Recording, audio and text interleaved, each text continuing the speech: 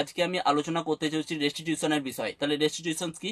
যখন আপনি কোনো কোর্টে কোনো ডিগ্রি পাস হয়ে গেল বা কোনো অর্ডার পাস হয়ে গেল, সেক্ষেত্রে এই কোনো ডিগ্রি বা অর্ডার পাস হয়ে গেল, যে ক্ষেত্রে একজন ব্যক্তি পেল 1 লাখ টাকা অন্যের কাছ থেকে।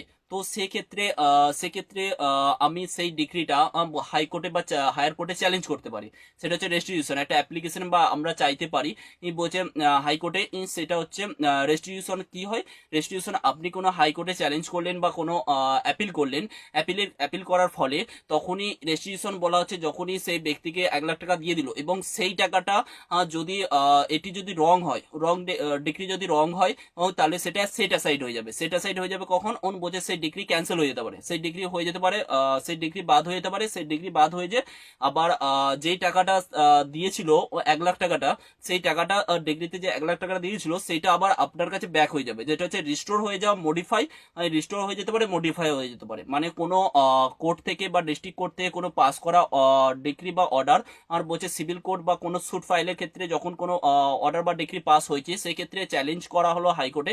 তো হাইকোর্ট বলতে গেলে হায়ার কোর্টে যখনই অ্যাপিল করা হবে, অ্যাপিল করার ফলে তো সেই ক্ষেত্রে সেটা রিস্টোর হয়ে যেতে পারে, মডিফাই হয়ে যেতে পারে। সেটা হচ্ছে, সেটাকে বলা হচ্ছে